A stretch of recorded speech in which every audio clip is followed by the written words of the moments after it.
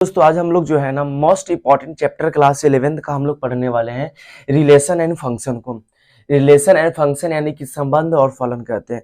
इसे मैं most important क्यों बोल रहा हूँ चैप्टर, देखना सिर्फ एक नंबर वाइज यानी एग्जाम में नंबर वाइज से वो इंपॉर्टेंट नहीं होता है, बल्कि ये वैसा चैप्टर इसमें जिसमें बहुत ज्यादा चैप्टर में इसका यूजेस है, इसलिए बहुत ज्यादा इंपॉर्टेंट। 11th के साथ साथ 12th में भी यूजेस बहुत ज्यादा है।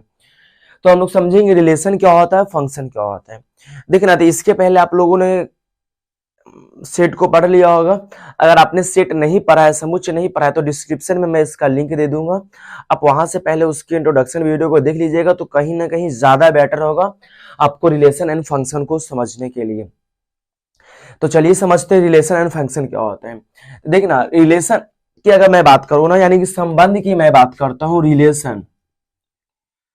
अच्छा, रिलेशन बहुत सारा होता है, जनरल लाइफ का रिलेशन अलग होता है। मैं जो रिलेशन पढ़ूंगा इसमें सॉल्यूशन के बेस पे मैथ में, तो वो रिलेशन अलग होते हैं।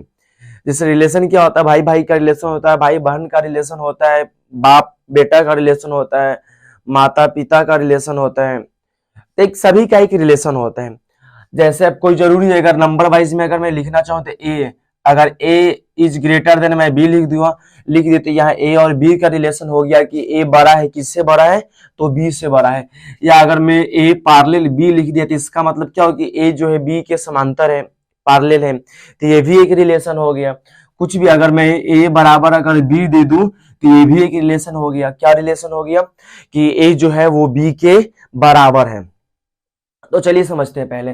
लेकिन यहाँ रिलेशन यानी संबंध जो होते हैं ना, अब इसको समझने के लिए सबसे पहले हम इस पॉइंट में पढ़ेंगे कार्टेशियन प्रोडक्ट, यानी इसको हिंदी में बोलते हैं कार्तीय गुणज। Cartesian product. अब देखना कार्टेशियन प्रोडक्ट के लिए कम से कम आपको दो सेट पता होनी चाहिए। दो सेट पता रहेगा तभी हम उसका कार्टेशियन प्रोडक्ट निकाल सकते हैं। तो मैं यहाँ पे दो सेट, एक सेट ए ले लेता हूँ जिसमें एलिमेंट है 1 2 3, और एक सेट मैं बी ले लेता हूं जिसमें एलिमेंट है 4 5 और 6। ये मैंने दो सेट को ले लिया। अब इसका कार्तीय प्रोडक्ट यानी कार्टेशियन प्रोडक्ट यानी कार्तीय गुणज को हम कैसे निकालेंगे, तो देखना मैं इसको बहुत ही सिंपल वे में समझाऊंगा। अब समझाओ, एक ए था जिसमें कौन कौन से एलिमेंट है, इसको इस रूप में हम लिख लिए, जिसमें एलिमेंट है 1 2 3, और एक सेट बी है जिसमें एलिमेंट क्या है, तो 4 5 और 6 है। तब कार्तीय गुणज जिसको ए क्रॉस बी के रूप में लिखा जाता है। तो देखना अब आते हैं, अब यहाँ पे हम देखेंगे तो ऑर्डर्ड पेयर, अभी 1 किसके साथ जा रहा, 4 के साथ भी रिलेशन बन सकता है। 1 का रिलेशन किसके साथ बन सकता है, 5 के साथ भी बन सकता है। 1 का रिलेशन किसके साथ बन सकता है, तो 6 के साथ बन सकते हैं। समझना, अगर दो परिवार है, इस परिवार में अगर मान लीजिए कि 5 आदमी, इस परिवार में 5 आदमी है।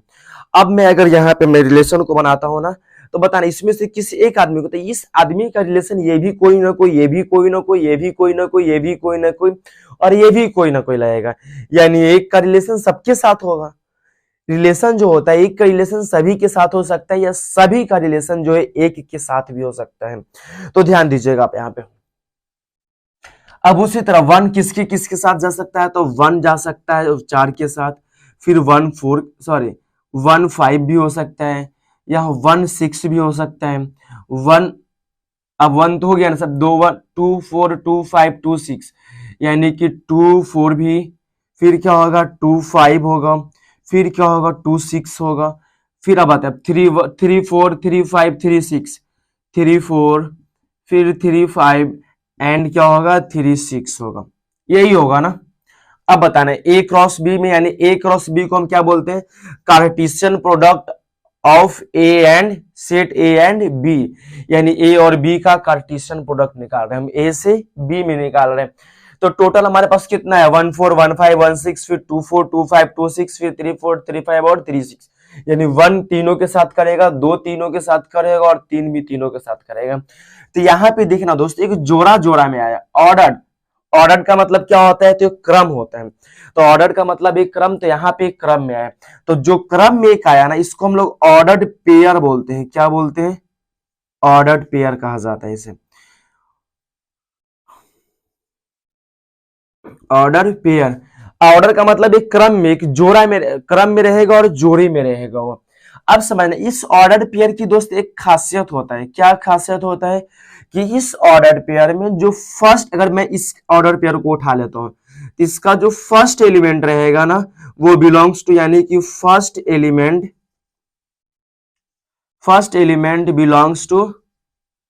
बिलोंग्स टू सेट ए, यानी जो पहला एलिमेंट रहेगा वो सेट ए से बिलोंग करेगा। ए कहने का मतलब पहले सेट से बिलोंग करेगा, और जो बाद का रहेगा वो बाद वाले सेट से बिलोंग करेगा।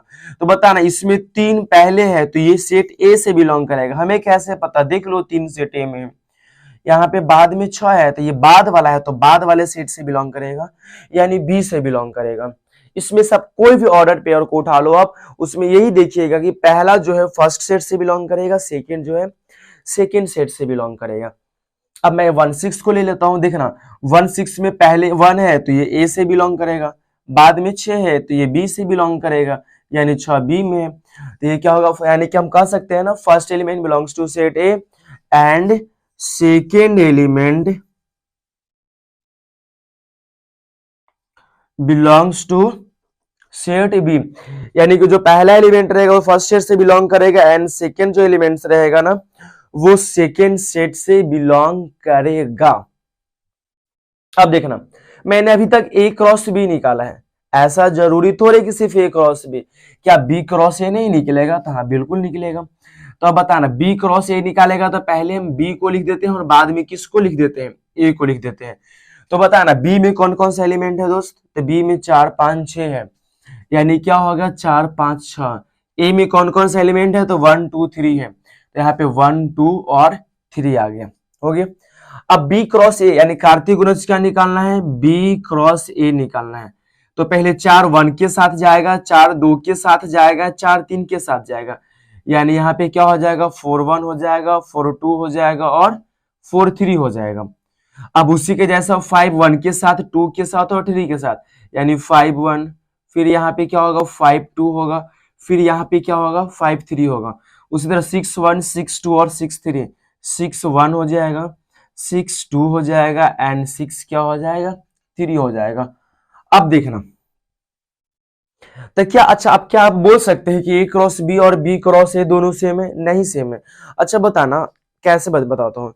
ऐसा रिलेशन दोनों तरफ से इक्वल नहीं होता है। अगर मान लिया जाए कि ये मार्कर है, हमारा बाप ये है, तो क्या इसका बाप मैं हूंगा? नहीं ना। देखना, अगर मैं इसका बाप हूं तो क्या मेरा बाप ये? तो नहीं होगा। अब इसमें क्या होता है ना कि एक रिलेशन का जब स्थान बदलेगा, परिवार बदलेगा या चेंज होगा तो रिलेशन भी बदल जाता है। तो देखिएगा यहाँ पर, यानी कि हम कह सकते हैं क्या कि ए क्रॉस बी जो है बी क्रॉस ए का इक्वल नहीं होगा। अब इसमें क्या, first set belong to, sorry order pair में first elements belong to first set and second elements belong to second set. जैसे देखना, अगर इस ऑर्डर को आप ले लो, पहला 4 बी पहले वाला में यानी बी में रहेगा, देखो 4 बी में है। अब 2 ले लो, इसमें देख लो तो 2 बाद में है, तो बाद वाला क्या है ए है, देखो ए में 2 है, तो हो गया यहाँ पे ये। यानी कार्टेशियन प्रोडक्ट आपको तो निकालने आ गया और आप निकाल सकते हैं, लेकिन total number of elements Cartesian product में पूछ दे तो क्या करिएगा? तो देखना, कुछ नहीं करना।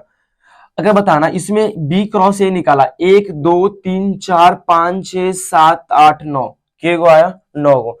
तो अगर क्या आप number of B cross A पूछ दे तो क्या आप निकालिएगा 9 गो? जैसे देखना यहाँ पे मैं इसमें बताता हूं, ए से बी में निकाला 1 2 3 4 5 6 7 8 9, 9 गो आया ना। तो बस कुछ नहीं करना, इसमें 3 एलिमेंट, इसमें भी 3 एलिमेंट, दोनों को गुना कर दो, 3 3 9, ए क्रॉस बी में कितने आएंगे 9 गो आएंगे।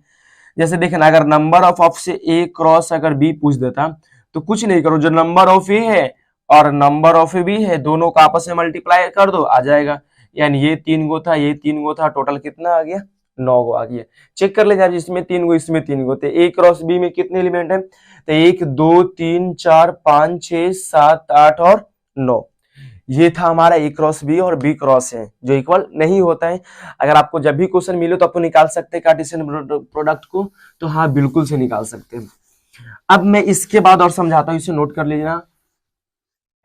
अगर कभी भी दोस्तों 2 ऑर्डर पेयर इक्वल, जैसे अगर एक ऑर्डर पेयर एक्स वाई है और दूसरा ऑर्डर पेयर 4 5 है, तो कभी भी अगर दो गो ऑर्डर पेयर आपस में इक्वल होते हैं ना, तो फर्स्ट वाला का इक्वल हो जाएगा एंड सेकेंड वाला किसका इक्वल हो जाएगा, तो सेकेंड वाला का इक्वल हो जाएगा।